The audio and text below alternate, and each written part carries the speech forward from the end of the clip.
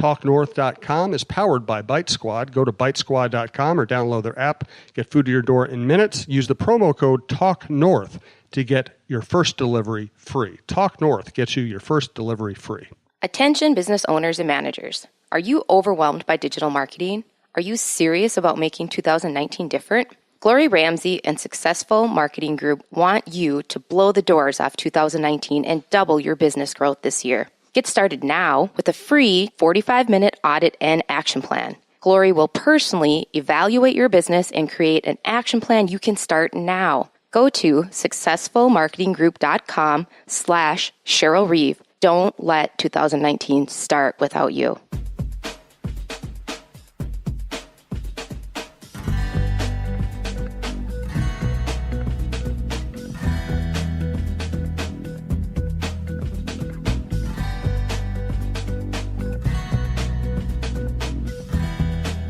Welcome back to the Cheryl Reeve Show, part of the TalkNorth.com podcast network. Cheryl's here, of course. I'm Jim Suhan. We have a special guest, Pat Borzi.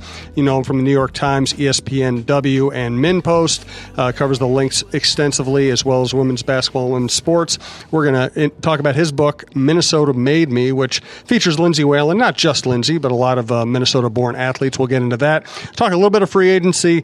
But Cheryl, I wanted to start here. As I was leaving last podcast, I walked out, and I had the sense that you were kind of close to the end of your day, and I walked out with all my stuff, headed for the exit, and you jumped into a game of 2-on-2. I think it was with Alexis, Danielle, and Claire. Yeah. So, but I didn't see the game though. But I'm glad you left, Jim. Do you do that a lot? Do you jump out there and play 2-on-2 football on a basketball court a lot? No, and I'm glad you left because if that's what you were thinking when you left, that was beautiful. That somehow Cheryl Reeve was jumping in. You walked out on the court like you were going to get in the middle of the game. Well, and I always get in the middle of stuff, but it's using my voice, not necessarily physically to impact the game. So I forget exactly what we were doing, but it's just really fun having our players here, and like you said, at the end of the day, it's a great way to close it out is jump on the floor and just see what they were up to, and I don't know, see if I can wreak havoc on them. We're going to keep this show loose, so Pat, we'll talk about your book here in a little bit, but just feel free to chime in or to, ask very difficult questions of Cheryl. I'm ready. Put her on the defensive and see if she'll yell at you. I think that would make for a good podcast. Feel free to jump in at any time. You want me to make her yell at me? Yes. Well, yeah. I mean, there are certain players you don't yell at, Jim. If she's yelling at you, it means she's not yelling at me. This is absolutely strategic. And while I let Pat ponder that, do want to say thank you to everybody who's listened to the podcast and made it a success. Thanks to our producer, Brandon Morton. Please download before you listen. Follow us at Talk North Pod on Twitter. We're shifting some of our sponsor deals and live dates and all that information onto that onto that Twitter handle. So check out Talk North Pod. Follow us there. And if you'd like to advertise with us, you can always reach us at talknorthpodcast@gmail.com. By the way, what did you make of the alley-oop dunk in a Colorado high school game? It was impressive. It's certainly created a lot of conversation. I've got a number of people, that are talking about it, of course. What it speaks to for me is the evolution of the game.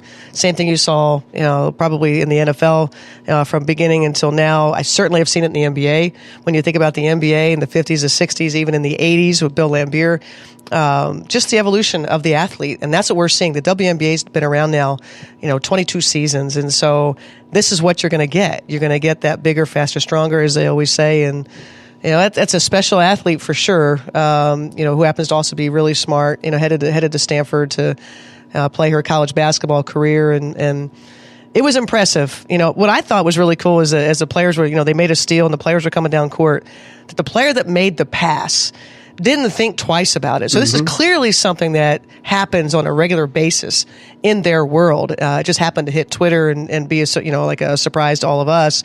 But just coming down and drop an alley-oop to expect you're going to go up there and get it with one hand and bring it home. And my goodness, it's just. I think most of the WNBA coaches and general managers are trying to petition the league for early entry immediately. So, no, just I think it speaks to the bright future that we have in women's basketball. Thanks to our sponsors, Gloria Ramsey of SuccessfulMarketingGroup.com. You can go to SuccessfulMarketingGroup.com/Cheryl Reeve to get a free 45-minute phone call and action plan with Glory herself. And Shelley Bean, the Sports Queen Sportsbooks. The promo code there is LinksCoachReeve to get 15% off the cover price and on books or their packages. Two great sponsors that very much fit into the spirit of this show. What did you think of Sarah Thomas becoming the first woman to officiate an NFL playoff game? Very impressive. Very surprising to see the NFL being so progressive and having a woman take on that role. But really happy for her. I know that she did great. I'm sure she was the best official on the field, no doubt about it. And it's progress. And no matter what arena now, we're seeing a lot of these firsts, and it won't be long before we're not talking about this anymore, and it becomes the norm, and just another big step forward. Pat, let's talk about your book. Minnesota Made Me. Obviously, the natural connection with this show would be the piece of it that is on Lindsay Whalen, but don't let me put words in your mouth. Tell me what it was like to write that and what it was like to find out maybe more about Lindsay, who's this incredibly popular, famous person. But I know when you do those kinds of books or long-form journalism, you always find out something you didn't know before. Yeah, I'm lucky that I've known Lindsay for a long time. In fact, I was kidding her that the first time I ever interviewed her, she was still at the U, and she was this freckle-faced kid, had very little to say. We were standing out in a hallway outside in what's now called Maturi Pavilion, and it was a hallway out there that was outside where the press conference room is, and it was February or March, so it was cold, unheated hallway, and she's standing there in a uniform, not a uniform top, just a uniform, and she's got her hands tight behind her back, standing there, and you could see the goosebumps on her arm because she was freezing. And I felt bad, and I said, go put a top on, or let's go and sit inside where it's warm or whatever. She says, no, we're good. I'm good. And she's a Minnesotan. Yeah, exactly. I mean, it was, we're going to get this done. I got to go to practice. It's all good. And it's been quite a joy to see her become more expansive, to let other folks, like us and fans and folks, just see the kind of sense of humor she has, the personality she has. And I think the part of the chapter that when I interviewed her for it, the thing that I was not aware of is that she had worked in college, that all the Whalen kids, all 5 of them, she's the oldest, worked on an assembly line at the 3M plant in Hutchinson. And the story that she told about, because they work 12-hour shifts, and the changeover from if you spent half the summer on the night shift and half the summer on a day shift. And her dad worked the day shift. And she was making a transition, and she couldn't, as you might imagine, going from nights to days, your sleep is completely disrupted. So she gets up at 6 o'clock in the morning on the first day she's supposed to do the day shift with Dad and comes down. You know the story, right? Mm-hmm. Yeah. And comes down, and she's like going, Dad, I can't do this. I'm going to go back to sleep. Why don't you just call and tell them that they're not coming? I can't make it. And her father goes, that's not how it works. If you want to get fired, that's on you. You go ahead and call them and take care of your own business, because I'm going to work and I'm leaving in 10 minutes.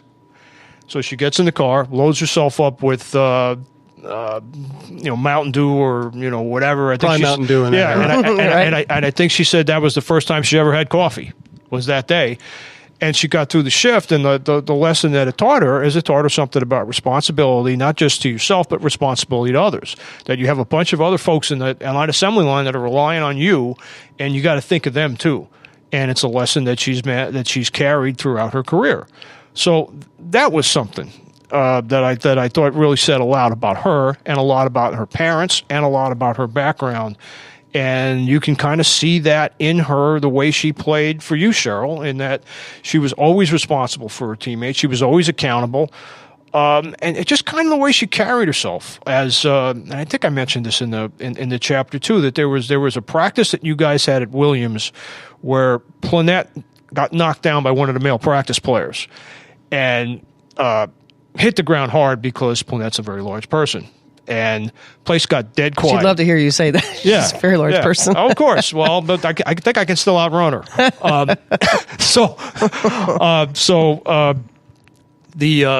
And place got dead quiet because Planette was clearly not happy with this development.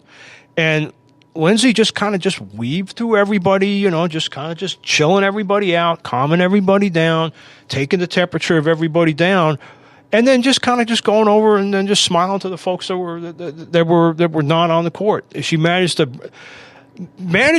keep the thing from becoming really nasty. Yeah. And then practice just proceeded. And I mean, we don't get to watch that much of practice, but that was I thought a really good insight into the things that she does off the court that you know, Cheryl, that you see, but that most of us don't get to see.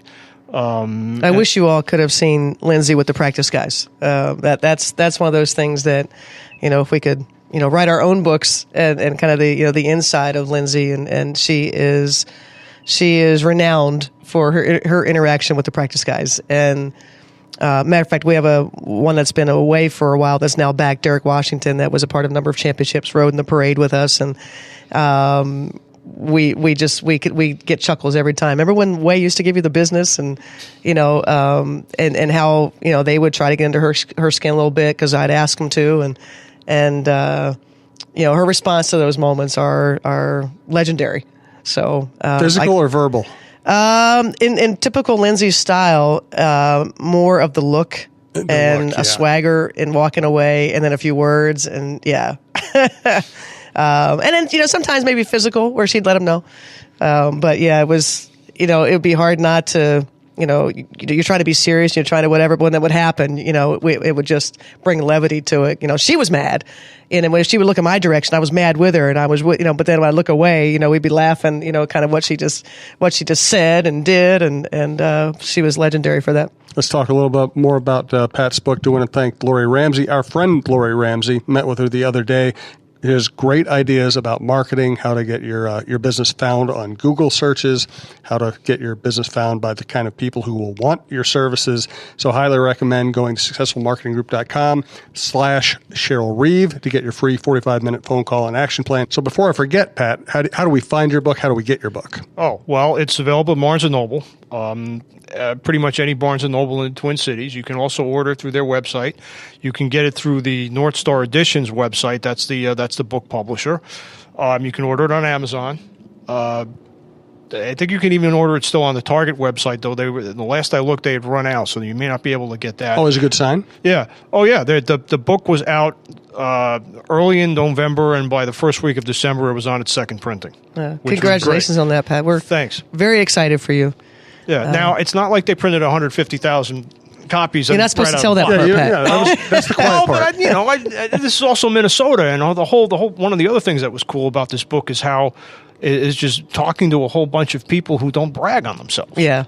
You know, so I don't want to be that Except guy. for Jim Pete. Jim Pete was in that book, right? And Very good point. He was probably a very hard interview, but another links, right, that gave so much to us. And you had a great story in there about Jim Pete's recruitment. Yeah, when he had originally committed to Duke, and this was before. And Sid told him, "You'll never work in this town again if you go to Duke." Yeah, that's true. That's true. And because he was also recruited by the U, and that was so long ago that Duke wasn't coached by Mike Krzyzewski.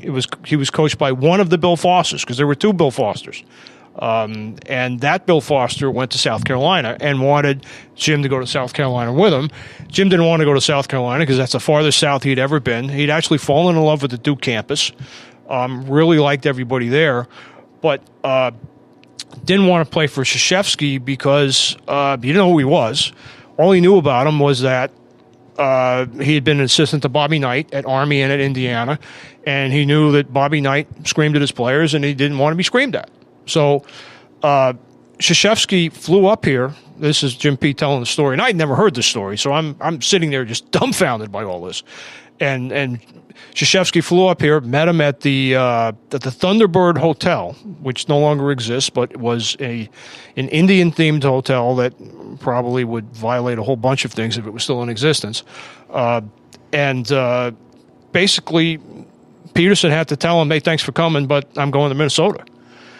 And it was, and Jim went on and had a nice career at the U, and then had a nice career in the NBA, and now is, of course, a terrific broadcaster for the Timberwolves after serving many years as an assistant to Cheryl. Did a terrific job there. I think that, Sylvie Fowles